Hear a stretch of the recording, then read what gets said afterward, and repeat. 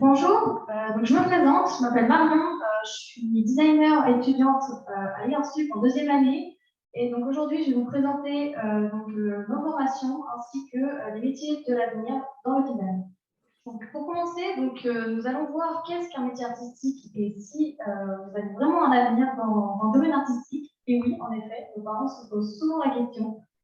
Quand vous parlez de métier artistique à vos parents, en général, leur première réaction, c'est d'avoir peur ou alors de se poser des questions sur votre avenir. Mais ont-ils réellement de bonnes raisons de s'inquiéter? Eh bien non, parce que aujourd'hui, être un bon artiste, c'est avant tout être un bon designer.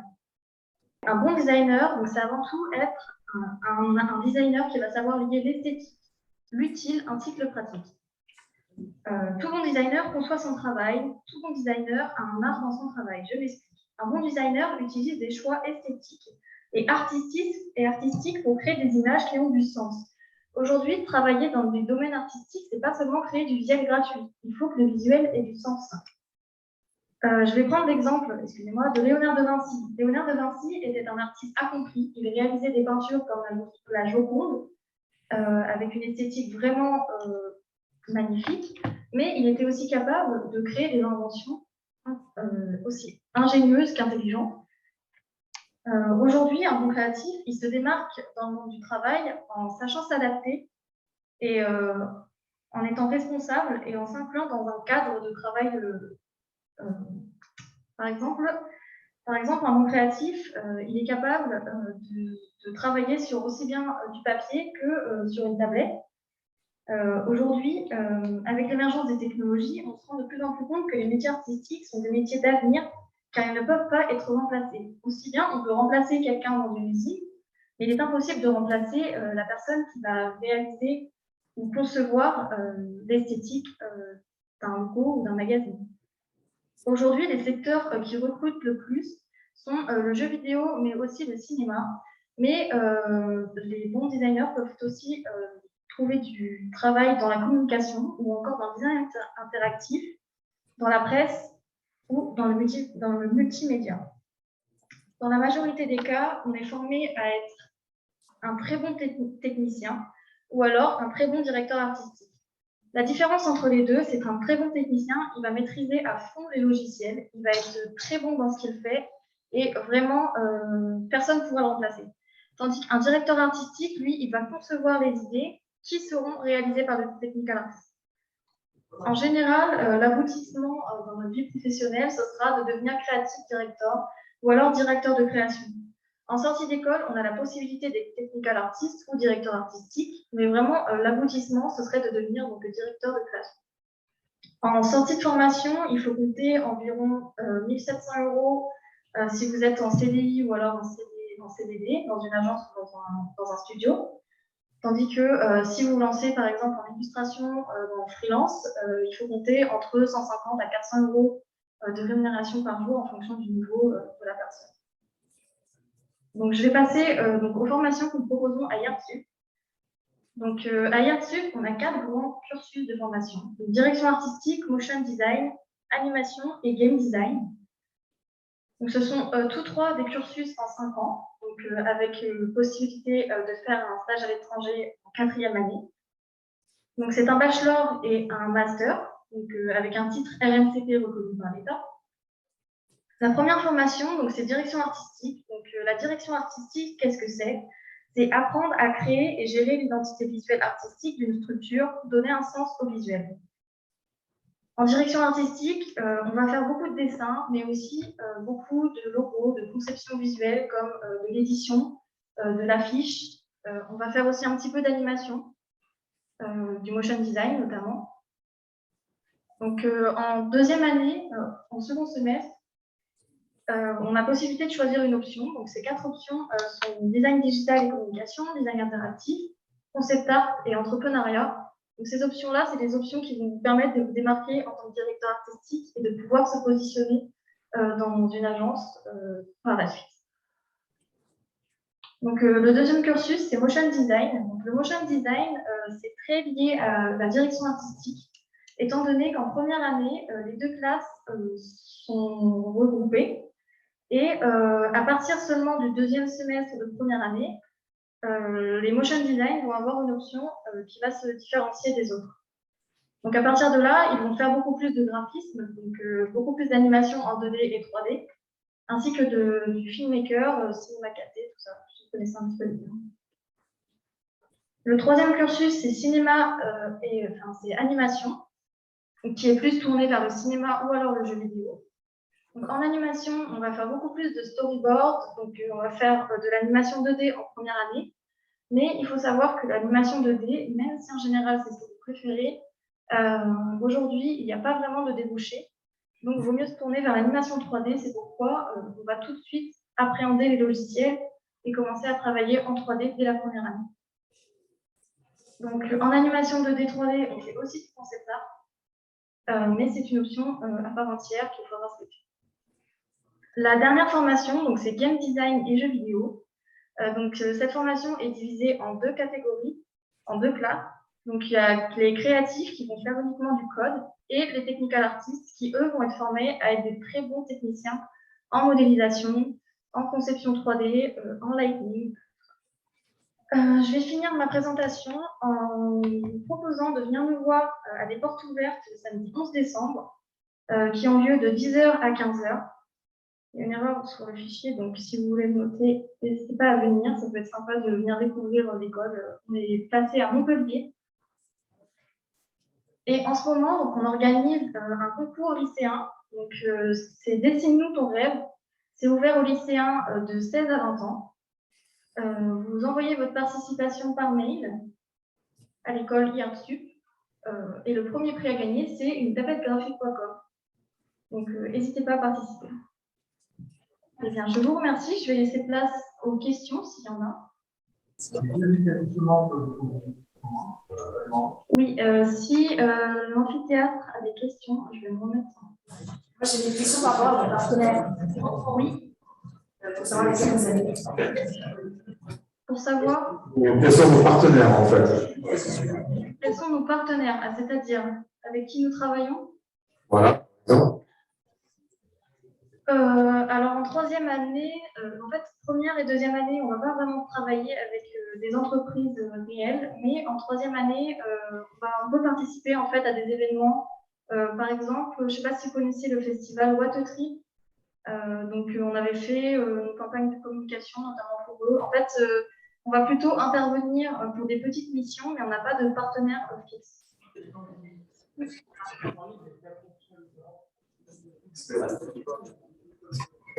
Alors non, il faut faire un choix entre les 4 grands cursus. Alors oui, on m'a demandé s'il fallait faire un choix entre les 4 options proposées à IARTSUP. Alors oui, en effet, il faut faire un choix entre direction artistique, motion design, animation et game design, parce que ce sont des formations qui sont totalement indépendantes. Et donc, il va falloir en choisir une pour pouvoir suivre le cursus complet. Très bien. Eh bien, écoutez, je vous remercie et je vais laisser ma place à Epitech, donc il n'y a pas de questions. Bonjour. Alors, moi aussi, je vais présenter. Alors, nous, on est Epitech, du coup, on est les voisins d'IARTSUP, parce qu'on est dans le même campus, donc à Montpellier également. Nous, on va plutôt parler du numérique et principalement de l'informatique. Donc, en préambule, on voudrait vous poser une petite question. Donc, même à distance, en fait, n'hésitez pas à participer. On voulait vous poser une première question qui est effectivement, ça semble évident, le médecin, il soigne des patients, le boulanger, il fabrique, il vend son pain, et bien sûr, le vendeur propose des objets et des services. Mais quelqu'un qui travaille dans le numérique, au final, pour vous, il fait quoi? Ok. Donc, on a eu, c'est du software et du hardware. Donc, le soft, qui est tout ce qui est la partie logicielle, et le hardware, toute la partie plutôt le côté matériel. Donc, effectivement, c'est une première piste. Vous en avez une deuxième ici? C'était ça? Et vous, alors, à distance? Exactement. Donc, on nous parle de cybersécurité, effectivement. Bon, alors, heureusement qu'on est là aujourd'hui. Comme ça, on va essayer de vous démystifier un petit peu tout ça. Déjà, on voulait vous mettre un petit peu des dates importantes parce que vous êtes né un petit peu avec tout ça, mais il faut, quand on regarde, quand on voit qu'un Netflix a été créé en 97, ça peut paraître loin, mais au final, c'est quand même très jeune pour une entreprise. Et au final, à la base de base, elle faisait de la location de DVD qu'on envoyait donc par courrier et qu'on pouvait regarder chez soi quand on le voulait, puis le rendre. Bon, vous voyez maintenant du coup ce que c'est devenu. Et surtout, ce qui est hyper intéressant de voir, c'est que des gros acteurs comme Facebook ne datent que de 2004. Et ça a été le tout premier réseau social média, donc il n'y avait rien avant. Donc tout ce qui est Twitter, Instagram, il y a les TikTok, Snapchat et compagnie, ça n'existait pas. Donc ça ne fait que depuis 2004. Avant, on partageait notre petite vie sur ce qu'on appelait des skyblogs. C'était incroyable. C'était des petites pages de blog dont personne ne lisait, hein, parce que du coup, c'était tellement pas intéressant qu'on ne les lisait pas. Bon, après, attention, hein, je ne dis pas que ce qu'on met maintenant sur Facebook, c'est plus intéressant, mais en tout cas, il y en a une communauté qui vient les lire. Il y a l'iPhone, qui était le tout premier téléphone à écran 100% tactile, qui, alors, on a le droit de ne pas aimer Apple, mais en tout cas, il faut reconnaître que c'était une sacrée révolution. Maintenant, il y a quand même, enfin, je pense qu'il faut bien fouiller pour chercher des téléphones à clapper avec des claviers.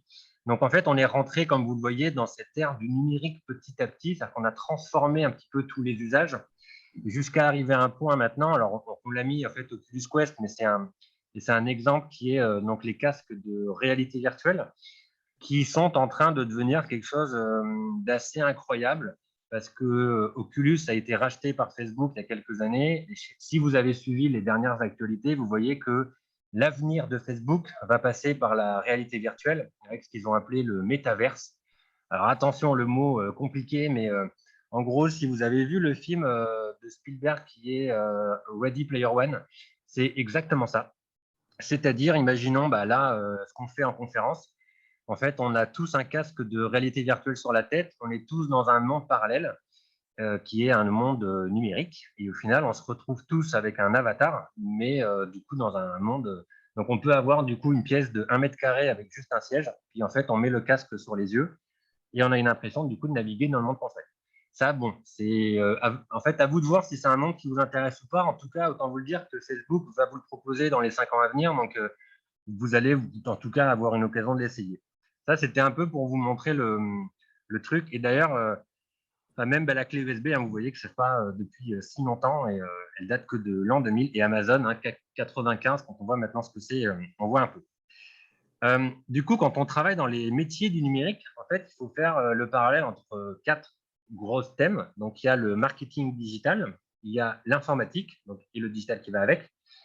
Il y a la partie électronique et le design. Donc, tout ce qui est marketing digital, on va plutôt être dans des écoles de commerce qui vont faire du coup du marketing digital. Donc, c'est potentiellement comment vous vendre des produits, mais avec Internet. Donc, typiquement, quand vous chopez des pubs sur YouTube, sur Facebook et compagnie, c'est du marketing digital.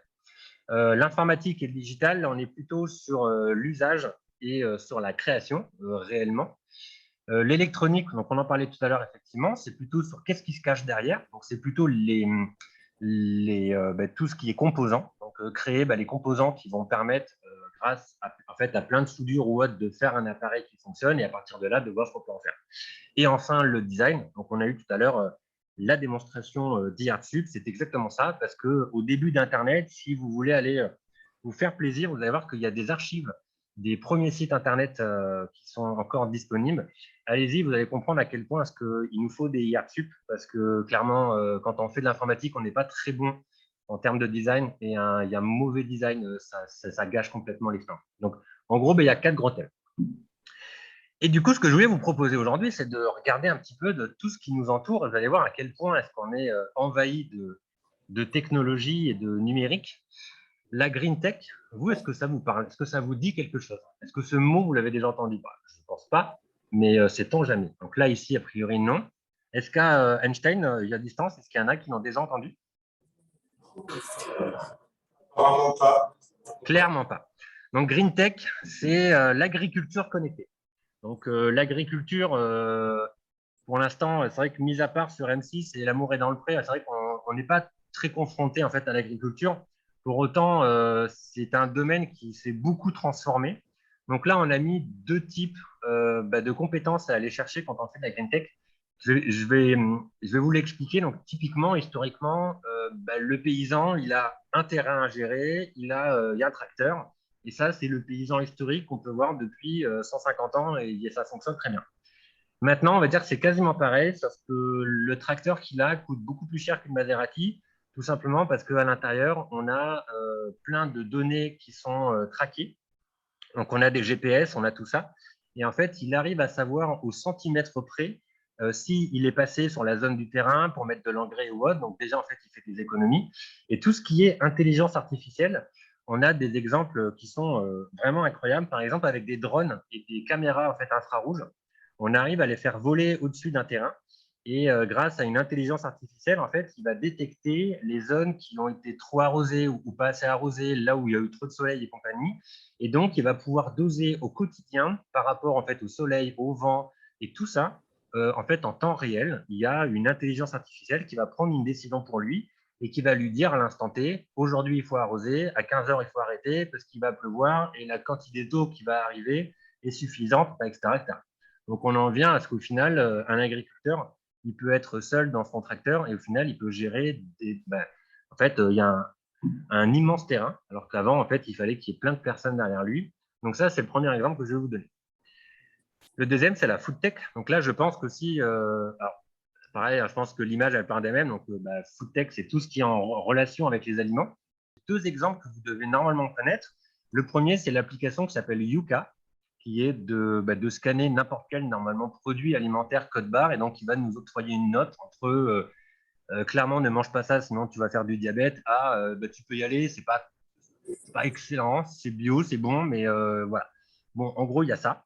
Et ça, c'est pareil, ça marche avec une grosse base de données, avec plein de calculs derrière qui arrivent à dire très précisément par rapport en fait, au sel, au sucre, au gras et tout ça, te dire clairement c'est bien ou c'est pas bien.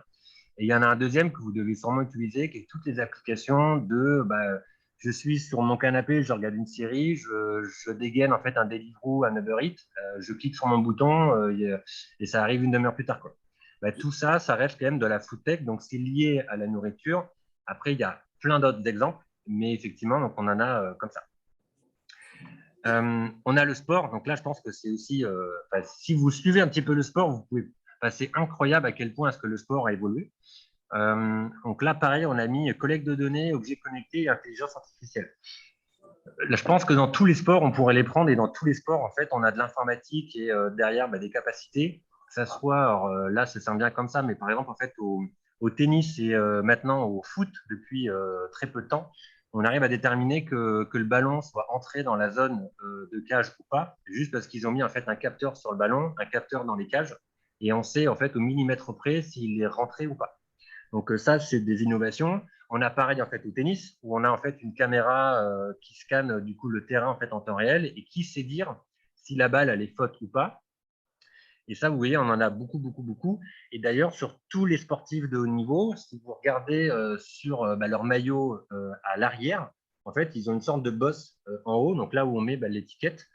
Et là, vous allez voir qu'en fait, elle y est partout maintenant. Et cette bosse, c'est un tracker qui, en temps réel, envoie toutes les données du joueur en fait au coach qui est sur sur le bord du terrain. Et vous avez tout. Donc, vous avez le pouls, donc oxygénation du sang, accélération de la foulée. Enfin, vous avez tout. Et ça permet en fait au coach de se dire, potentiellement lui, en fait, il commence à être, il est fatigué parce qu'il court moins vite, parce que le cœur il s'emballe, parce que tout ça. Donc en fait, on va le changer. Ça, c'est typiquement les données du sport qui fait qu'on transforme aussi le sport. Et après, vous avez des expériences tout à fait incroyables. Si on boucle avec le casque de VR que je vous disais tout à l'heure, faites l'expérience de faire sur un vélo d'appartement, de vous mettre un casque de VR et de lancer un jeu type Tour de France, c'est sur la Play. Ça peut paraître con en fait en le disant comme ça, mais franchement, c'est incroyable. C'est-à-dire qu'en fait, vous avez vraiment une impression de ressentir la force de la montagne et tout ça, alors que clairement, vous êtes chez vous et qu'il ne se passe rien autour, quoi. Donc voilà aussi le sport qui se transforme beaucoup. Le divertissement, donc là, j'ose espérer que dans la salle, vous connaissez tous les divertissements, c'est-à-dire tout ce qui est Twitch, YouTube, Netflix, Disney+, et compagnie. Là, on a mis beaucoup de collecte de données et d'intelligence artificielle. Est-ce que vous avez déjà fait l'expérience de vous connecter à ces sites-là, mais pas sur votre compte, pour voir ce qui se passe? Est-ce que vous voyez quelque chose de différent ou est-ce que clairement vous vous y retrouvez? Est-ce que dans la salle, là, vous avez déjà fait l'expérience? Oui. Oui, vas-y, dis-moi.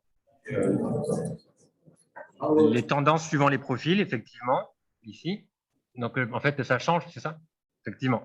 Donc, en fait, ce qu'ils nous disent ici dans la salle, c'est qu'effectivement, ça va changer ce qu'on nous propose par rapport, en fait, il y a potentiellement tout notre historique. Et effectivement, quand on se connecte chez quelqu'un d'autre, on ne va pas avoir du tout les mêmes contenus qui sont poussés.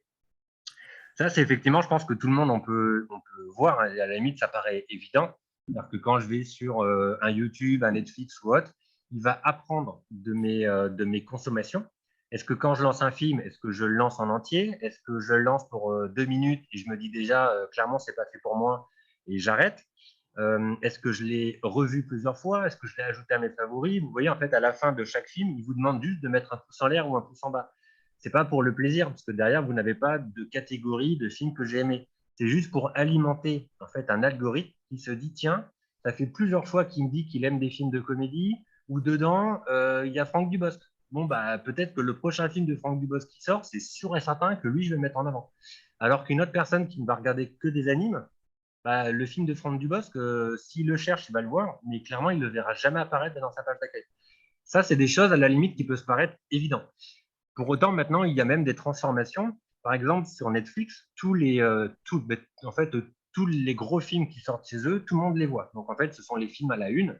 Et en fait, on voit tous, et qu'importe le profil, ils nous poussent le même contenu. Bah là, ce qui va changer, c'est l'image d'illustration qui va vous amener à cliquer sur sur la vidéo. C'est-à-dire qu'on va vous pousser exactement le même film à regarder.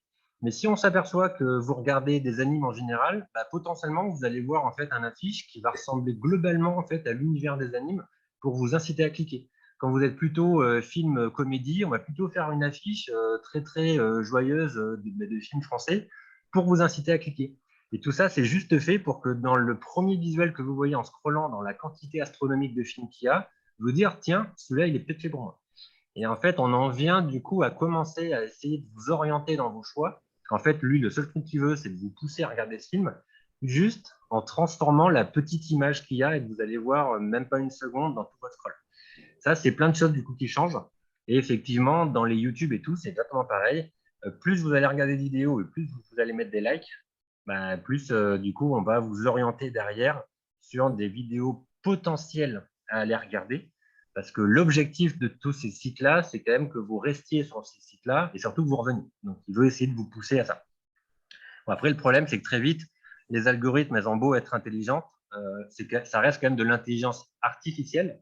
Et malgré tout, si son but, c'est juste de vous faire venir sur les contenus que vous aimez, à force de dire qu'on aime les films de Franck Dubosc, on ne se retrouve qu'avec des films de Franck Dubosc et on n'a plus rien d'autre qui sort. Et c'est un peu ce qu'on appelle des biais algorithmiques. On en vient à un truc où en fait, on rentre dans une boucle et on ne regarde que les trucs qui potentiellement peuvent nous faire plaisir et donc qui ne nous proposent plus rien. Mais essayez de faire pareil sur un Spotify. Quand vous mettez des likes sur des musiques, quand il vous propose toutes les semaines votre playlist de découverte, au début, c'est génial. On découvre plein d'artistes. Puis à force de les mettre en like pour les réécouter, après quelques mois, il vous propose toujours les mêmes artistes, toujours exactement le même type de musique, de même tempo. Et au final, on s'ennuie. Donc, c'est génial et en même temps, on peut très vite avoir des biais. Donc, c'est pour ça que je peux que vous inviter en fait, à partager les comptes avec quelqu'un pour qu'il regarde des choses qui n'ont rien à voir avec ce que vous regardez. Comme ça, en fait, on trompe leur algorithme et en fait, on regarde des trucs qu'on ne voulait pas regarder. Et ça, c'est génial. Voilà pour la petite astuce. Il y a la cybersécurité. Donc, ça, c'est un très, très gros domaine. Là, je pense qu'on pourra en parler des heures.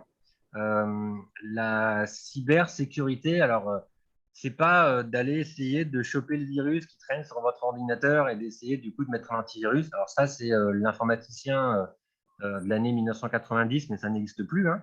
La cybersécurité, en fait, je pense que avant de dire cybersécurité, on va plutôt parler de cyberattaque. La France est en train de développer dans toutes les armées. Nous, on a beaucoup de contacts avec les armées en ce moment, et toutes les armées, donc armée de l'air, armée de terre, etc. Je vais vous la faire très courte, mais en gros, ils se disent, quand on envoie un soldat dans un pays, automatiquement, ils savent que c'est la France qui attaque parce que, en fait, on ne peut pas trop le cacher. Hein, c'est-à-dire qu'on envoie des troupes au sol, il y a un gros drapeau de la France sur le blason. En fait, on attaque. Donc, ça a des conséquences énormes économiquement. Enfin, en fait, on rentre en guerre. Quoi. Et c'est toujours un peu délicat. Par contre, on enferme 5-6 informaticiens un peu pointus dans une salle qu'on cache au fin fond d'une pièce, on ne sait pas trop où ils sont, et on leur dit tu attaques le même pays, et du coup, tu viens couper tout ce qui est en fait électricité ou y arriver en gaz pendant 48 heures. Là, du coup, le pays, il est tout aussi en fait en difficulté, sauf que personne ne va jamais savoir qui l'a attaqué. Et c'est justement ce qui se passe beaucoup en ce moment. Il y a beaucoup d'attaques qui se passent. Après, nous, pays européens, quand on fait des enquêtes, on s'aperçoit que ça vient plutôt soit de la Chine, soit de la Russie, qui sont quand même experts, ou de la Corée du Nord, d'ailleurs, entre parenthèses. Donc, ils sont quand même les trois qui sont quand même assez experts pour faire des attaques en sous-marin. Mais même en essayant de remonter, en fait, on ne peut jamais définir à 100% que ça soit eux. Et c'est un peu le côté génial de cette cyberattaque. C'est pour ça que toutes les armées du monde s'y mettent. C'est qu'on revient à l'époque de la guerre froide.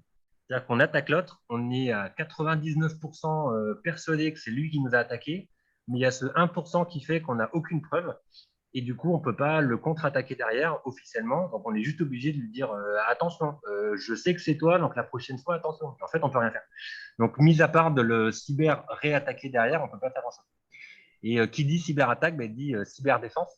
Donc là, quand je vous parlais du coup des armées tout à l'heure, il monte à Paris en fait, il y a un bâtiment qui est immense, qui va ressembler en fait au Pentagone américain. Et dans l'idée, c'est de mettre que des informaticiens très pointus sur la cyberdéfense pour protéger la France dans les 10 prochaines années sur toutes les attaques qu'on peut subir, parce que ça peut faire très mal. Quand tout à l'heure, je vous disais qu'on peut couper des gazoducs, tout ça, c'est exactement ce qui s'est passé aux États-Unis il y a quelques mois. Ils ont attaqué en fait une centrale de répartition d'essence aux États-Unis. Et il y a tout un État qui s'est retrouvé sans essence pendant 48 heures. C'est-à-dire qu'il n'y avait plus d'essence à la pompe. C'était impossible du coup de distribuer parce que en fait, ça arrive dans un gros nœud et il y a plein de tuyaux et en fait, ils les répartissent. Le système informatique qui permet de gérer cette répartition, ils l'ont attaqué. Du coup, il n'arrivait plus à gérer. Il s'est mis en pause, il a arrêté et il n'y avait plus d'essence nulle part. C'est le type c'est le truc qui peut nous faire rire parce qu'on se dit ça va, c'est pas très grave. Parce qu'un état complet où il n'y a plus d'essence, c'est-à-dire qu'on bloque tout ce qui va être usine, en fait, tout ce qu'on va faire en fait en plastique et tout, ça s'arrête. Donc voilà, ça c'est des métiers qui sont hyper intéressants. D'autant plus qu'on vous demande d'être dans l'illégalité pour être dans la légalité. C'est tout à fait bizarre, mais c'est-à-dire que c'est des métiers où pour monter en compétence, nous on aura beau vous apprendre le maximum qu'on puisse. Le truc, c'est que en fait, pour être bon en cybersécurité, si on donne toutes les astuces qu'on a et qu'on les met en clair sur Internet ou qu'on écrit des bouquins sur ça, en final, tout le monde devient très bon et au final, on arrive en fait à les attaquer très très facilement. Donc, en fait, une très bonne personne qui fait de la cybersécurité, c'est se faire un réseau de personnes qui en fait aussi, qui trouvent des failles, qui ne les disent pas à tout le monde ou qui les révèlent 2-3 ans plus tard de quand ils les ont bien utilisés. Donc, c'est aussi potentiellement se mettre dans l'illégalité un certain temps pour tester des choses, monter en compétence pour revenir derrière faire de la légalité. Bon, heureusement, il y a des statuts juridiques qui arrivent pour essayer de protéger un peu tout ça. Mais c'est des métiers qui sont passionnants et en même temps qu'on a un peu du mal à expliquer parce que, en fait, en termes de formation, ça bouge tout le temps. Mais pour le coup, en tout cas, si vous vous intéressez à l'armée, je pense que dans les 10 ans à venir, de voir un militaire avec un fusil, ça va commencer à disparaître, alors que de voir une personne enfermée dans un bocal, on ne sait où, qui va nous protéger, ça va être utile. Donc voilà pour la cybersécurité. Vous avez la santé. La santé, c'est pareil, on en a plein. Là, vous voyez, pour prendre les doses de vaccins, on nous dit tous d'aller sur Doctolib, entre autres. Doctolib, il y a quelques années, ça n'existait pas. C'est un exemple parmi tant d'autres. Mais d'aller prendre un rendez-vous chez le médecin sur une plateforme en ligne où on ne parle à personne, on clique sur 3 boutons, on a un rendez-vous. Mine de rien, c'est quand même une révolution. On passe d'appeler en boucle un secrétariat qui répond une fois tous les 10 appels pour bloquer un rendez-vous, qui ne comprend pas notre nom de famille, et c'est une galère, à un truc où on peut là dans la poche, on l'ouvre, hop, on chope, on clique, bim, le rendez-vous est fixé, c'est bon, en fait, on passe à autre chose. Donc ça, c'est une révolution. Et derrière, on en a plein de choses. D'ailleurs, là, nous, on a des groupes d'étudiants qui travaillent sur la santé connectée. On en a qui font des choses sur ça. Par exemple, on entraîne une intelligence artificielle à détecter en fait des cancers du poumon. Pour ça, en fait, on lui donne plein de photos de poumons Il y en a qui sont sains, d'autres qui sont en fait infectés par le cancer. Et au fur et à mesure, on lui apprend. On lui dit ça, c'est normal, ça, c'est cancer, ça, c'est normal, ça, c'est cancer. Et au fur et à mesure qu'elle va apprendre, petit à petit, toute seule, quand on va lui donner en fait une photo comme ça, elle va pouvoir se dire à 98% de chance, en fait, il y a un cancer. Et c'est des choses qui arrivent dans les hôpitaux également, qui permettent d'aller beaucoup plus vite. Et le médecin, en fait, se pose moins de questions, parce qu'il a vachement plus du coup en fait, en information, et donc il arrive à prendre une décision beaucoup plus rapide. C'est pour ça d'ailleurs qu'on vous branche autant quand vous allez à l'hôpital, c'est pour avoir le max d'infos sur vous, pour essayer du coup de vous traquer. Bon, du coup, je vais avancer plus vite. On a également tous les métiers de la construction, avec quand on réalise des bâtiments, maintenant, en fait, on a des casques de VR, donc, comme vous pouvez voir sur la photo. Ce n'est pas une photo d'illustration, hein, ça se passe vraiment comme ça de plus en plus. C'est-à-dire qu'on va sur un lieu où il n'y a que 4 murs, on met le casque et du coup, on voit exactement ce à quoi ça va ressembler. Donc, c'est toujours marrant de le voir, mais c'est assez impressionnant dans ce genre de métier. On a tous les métiers de la vente, par exemple, quand on commande sur Amazon, les préparateurs de commandes, en fait, tout le stock, il est géré par ce type de petits robots qui se baladent un peu partout et du coup qui viennent prendre les cartons de manière automatique. C'est assez marrant à voir. Je vous invite à aller le voir sur Internet parce qu'il y a des vidéos qui tournent. C'est une sorte de nuée de petites fourmis qui se baladent partout, qui se parlent entre elles pour éviter de se rentrer dedans. Et ça va de tous les côtés. Et en fait, ils prennent des cartons, ils s'en vont, ils les mettent dans les chariots. Il y a la culture aussi. La culture, c'est vrai que toute l'époque du musée où on allait regarder les œuvres d'art juste comme ça existe toujours. Mais comme vous le voyez là, donc ça, c'est des expériences qui avaient été faites au musée du Louvre et tout ça. C'est typiquement aussi des expériences sonores et visuelles où il y a en fait un déplacement dans l'espace avec un casque de réalité virtuelle et un casque sur les oreilles. Et au final, la seule chose dont on se sert dans le lieu, c'est cet espace. Donc, ça veut dire qu'on peut accrocher ce qu'on veut à mur. D'un claquement de doigts, en fait, on le change, on fait autre chose. C'est un peu le métaverse de tout à l'heure. Mais là, on est dans la culture.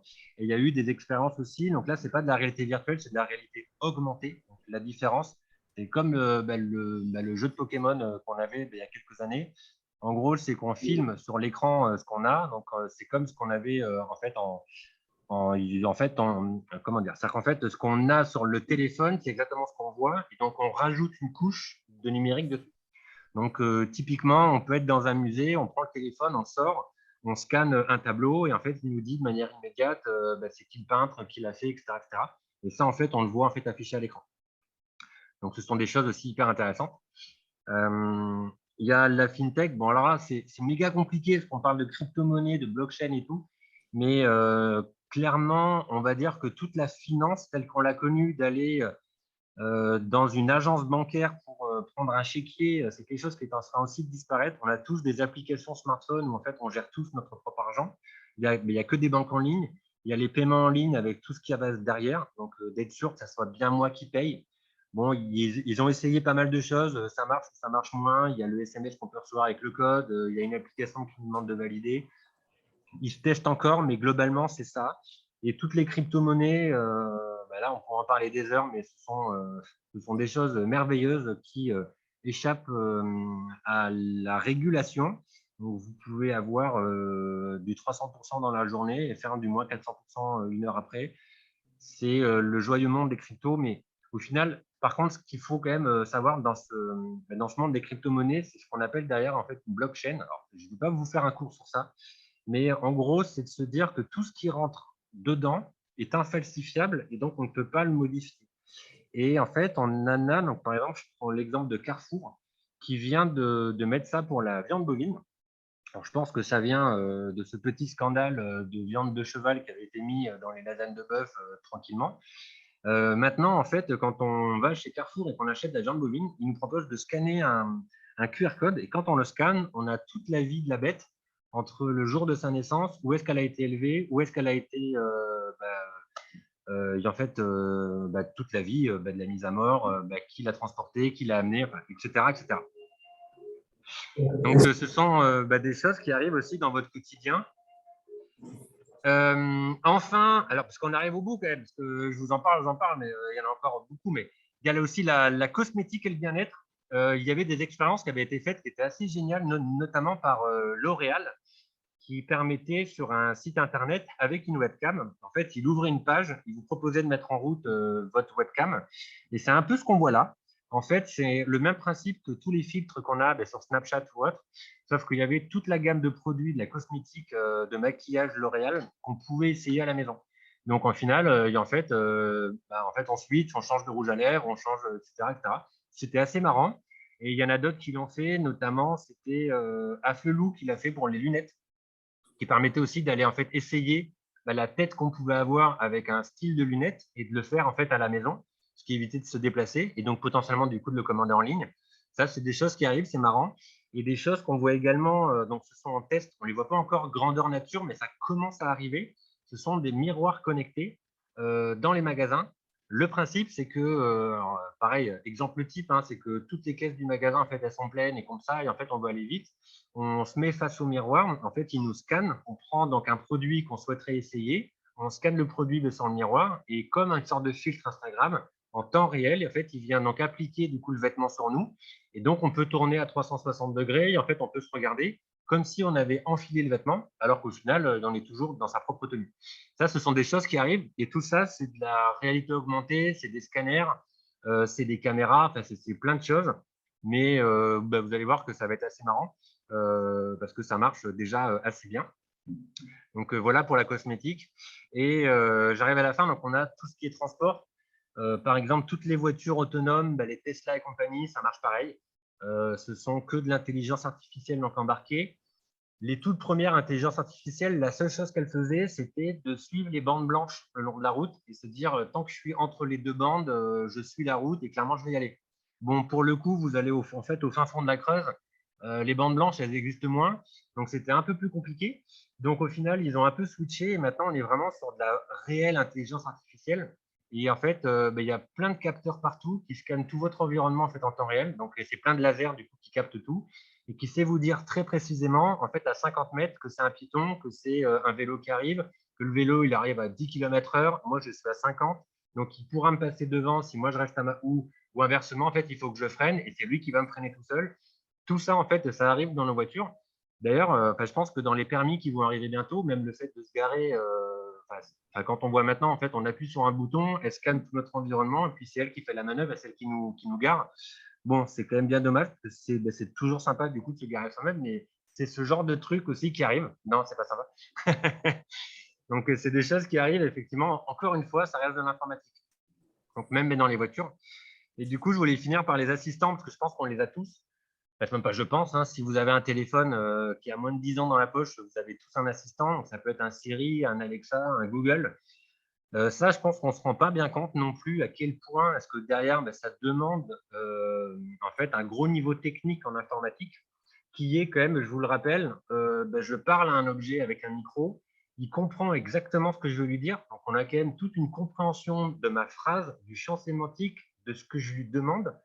Il analyse, il va me chercher l'info, il trouve la bonne info, il me la restitue et ça, il se passe à peine une seconde.